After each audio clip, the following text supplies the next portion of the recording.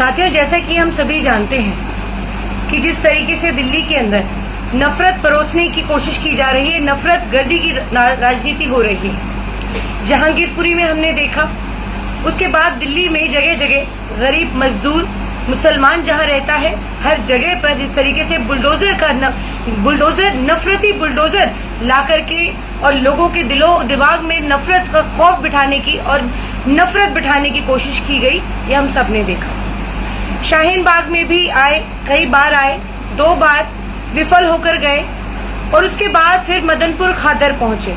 शाहीन बाग की खीर जो शाहीन बाग में पूरी नहीं हो पाई, वो मदनपुर खादर में निकाली गई। देखिए, अभी अमानतुल्लाह खान साहब की गिरफ्तारी हुई कल, और जिस तरीके से मदनपुर खादर में बच्चों के साथ, महिलाओं के साथ और भी जिन जिन लोगों को वहां से जिन जिन की अरेस्टिंग हुई है, बर्बरता की गई, अमानतुल्लाह साहब का कॉलर पकड़ करके जिस तरीके से लेके जाया गया, वो बेहद शर्मनाक है। ये सोचने पर मजबूर करता है कि देखिए, जिस तरीके से केजरीवाल की चुप्पी है वो बहुत कुछ बयान करती है। आज इस लाइव के माध्यम से मैं आप लोगों से जुड़ रही हूं और आप लोगों के सामने एक ओखला की बेटी के तौर पर अपनी बात रखूंगी। देखिए, अब वक्त है सोचने का, ये सोचने का कि आखिर जिस केजरीवाल को आपने वोट दिया था, ये सोचकर कि एक धरने वाला जो नेता था, जो धरने की राजनीति करता था, ये सोचकर कि दिल्ली के अंदर विकास होगा, दिल्ली के अंदर बदलाव होगा, लेकिन आज ये सोचना हमें पड़ेगा कि जिस तरीके से दिल्ली दंगे में जिस तरीके से केजरीवाल की चुप्पी रही और केजरीवाल ने अपने ही नेताओं का साथ नहीं दिया। उसके बाद कोविड के टाइम पे हमने देखा जिस तरीके से मरकज पर केजरीवाल ने खुल करके कार्यवाही की, मरकज पर ताला लगा दिया। ये साफ जाहिर है कि, और ये बहुत पहले ये बात साबित हो गई कि केजरीवाल मुस्लिम विरोधी तो है ही, गरीब विरोधी भी है। गरीबों के साथ आज जिस तरीके से बर्बरता हो रही है, पूरी दिल्ली के अंदर मकान तोड़े जा रहे हैं, गरीब मजलूम परेशान है, लेकिन केजरीवाल चुप है। दिल्ली का मुख्यमंत्री जिसको पहुंचना चाहिए था, जिस रेडी पटरी की ये बात करते थे कि झुग्गी झोपड़ी के बदले मकान देंगे, आज ये देखिए कि जिस तरीके से गरीबों के घर टूट रहे हैं, रोजगार टूट रहे हैं, और केजरीवाल चुप है। अब तो अमानतुल्लाह साहब जो ओखला के विधायक हैं, इनकी गिरफ्तारी हुई, तो अब तो इन्हें कुछ बोलना चाहिए, अब तो अपने विधायक का साथ देना चाहिए था। शाहीन बाग में जब हमारी अरेस्टिंग हुई थी, जब हम लोग जिस तरीके से बुलडोजर चलाने की तैयारी की गई थी शाहीन बाग में, और हमने विरोध किया था, हमें हिरासत में लिया गया, और हिरासत में लेने के बाद पार्टी हमारे साथ खड़ी थी। दिल्ली के प्रदेश अध्यक्ष अनिल चौधरी जी हमारे साथ खड़े थे।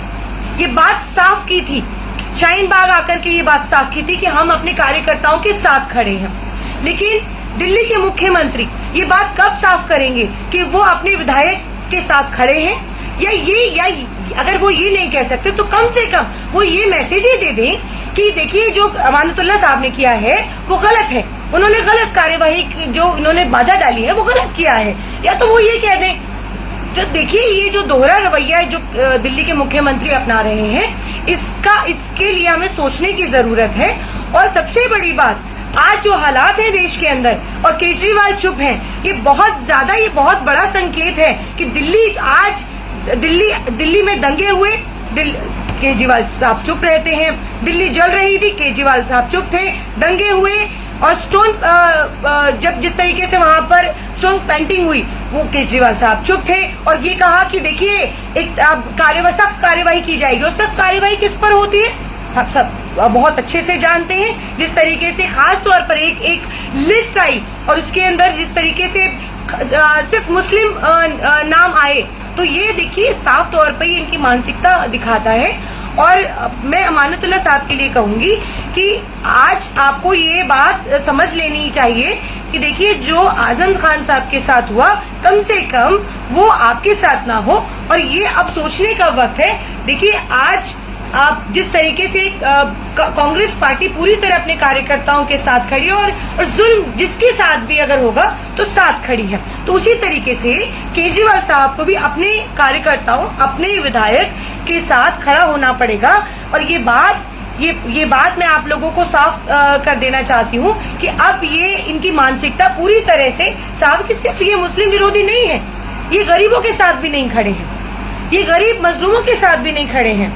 तो ये बात हम लोगों को समझ लेनी होगी कि आज नहीं तो कल इंशाल्लाह अमानतुल्लाह साहब की बेल हो जाएगी, और एक केस में हो या 2 केस में जिसमें भी इनके नाम है इंशाल्लाह इनकी बेल हो जाएगी। ये कोई बहुत बड़ी बात नहीं है, लेकिन जो ये मानसिकता है, जो केजरीवाल की मानसिकता है, ये बात समझनी बहुत ज्यादा जरूरी है कि अगर दिल्ली के अंदर इंक्रोचमेंट के नाम पर ये नफरत अगर बोई जाएगी, नफरत फैलाने की कोशिश की जाएगी और बिना नोटिस के, बिना किसी इंटीमेशन के, जहां जिस तरीके से शाहीन बाग में बुलडोजर लाया गया और सुबह से मेन स्ट्रीम मीडिया ये दिखाने की कोशिश कर रहा था, ये दिखा रहा था कि देखिए किसी तरीके की कोई कार्यवाही शाहीन बाग के अंदर नहीं होगी, क्योंकि पहले ही शाहीन बाग में लोगों ने इंक्रोचमेंट हटा लिया था, तो किसी तरीके का कोई इंक्रोचमेंट नहीं था।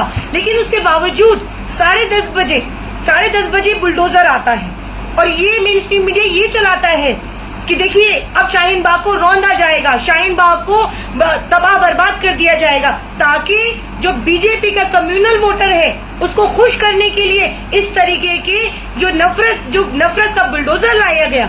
और एक बात और बता देना चाहती हूँ कि जिस तरीके से सुबह से ये खबर चल रही थी, उसके बाद ये बुलडोजर का आना और अधिकारियों का ना होना, ये बहुत बड़ा संकेत है कि शाहीन बाग में जिस तरीके से जब सड़क पर बहनें बैठी थी और हम लोग सड़क पर थे 103 दिन, वहाँ कपिल मिश्रा जैसे लोग और राम भक्त जैसे लोग बंदूक लहराते हुए आते हैं और यहाँ पर फायरिंग करते हैं, तो ये क्यों ना पूछे, हमारे घर टूट जाएंगे और हम पूछेंगे भी नहीं।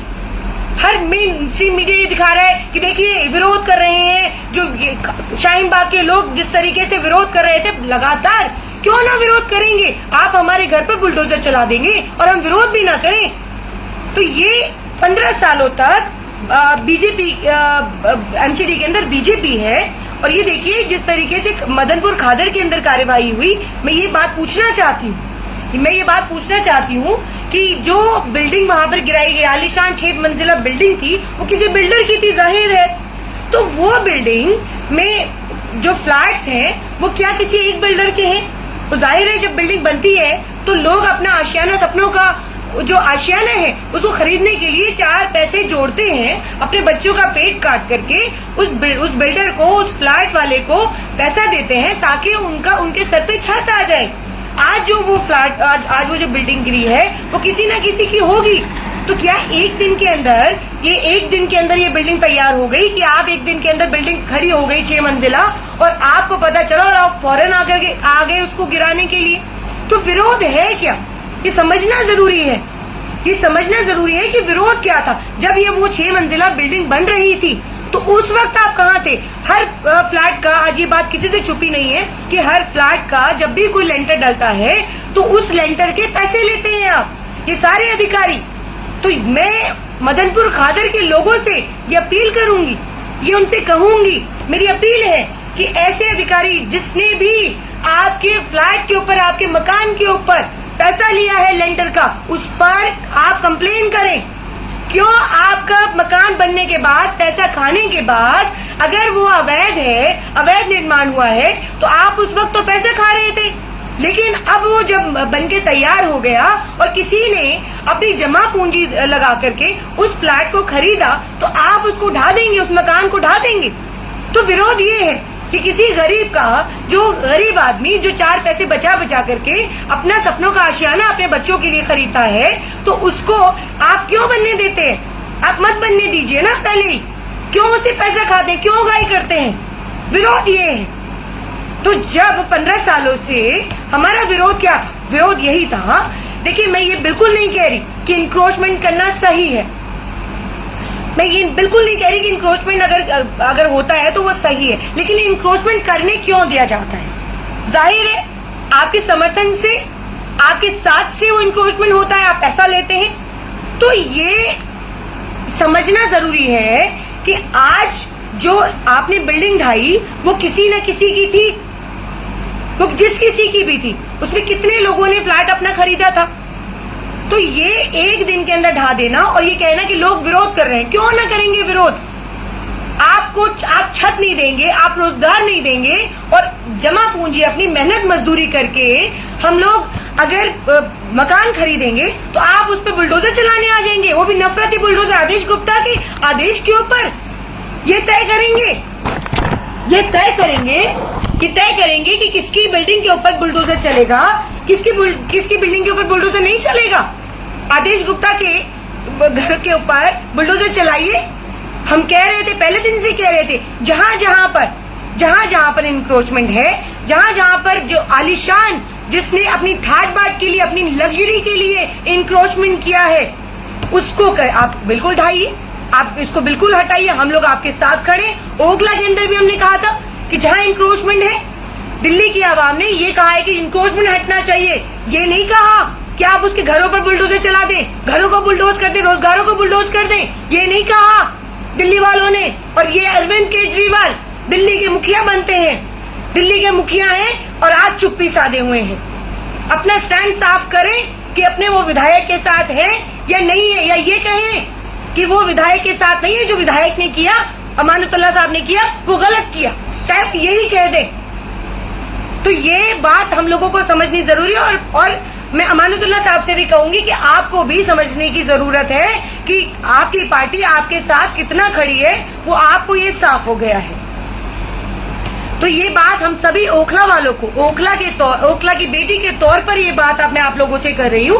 और ओखला की आवाम जिस तरीके से आज ओखला में बंद है, ये समर्थन ही था अमानतुल्लाह साहब को। ओखला की आवाम तो खड़ी हो ही जाएगी, ताकतवर हिम्मत वाली आवाम है।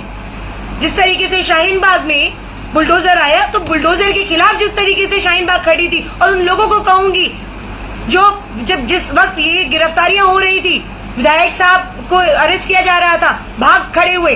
शाहीन बाग से भी बहुत से लोग हैं जो पुलिस को देखकर और बुलडोजर को देख करके, जब उससे पहले तो खड़े थे लेकिन बाद में भाग खड़े हुए। तो ऐसे लोगों को पहचानिए कि जो भाग खड़े हुए, और ऐसे लोगों को कम से कम सपोर्ट करना चाहिए जो आप लोगों के साथ खड़े हैं। और आवाम हमारे साथ खड़ी है, आवाम आपके साथ खड़ी है। तो मैं आवाम का, ओखला की आवाम का तहे दिल से शुक्रिया अदा करूंगी, जिस तरीके से शाहीन बाग में हिम्मत करके, डट करके इन जो सांप्रदायिक ताकतें थी उनके खिलाफ जो खड़ी हुई। मैं शाहीन बाग के आवाम को सैल्यूट करती हूँ, सलाम करती हूँ।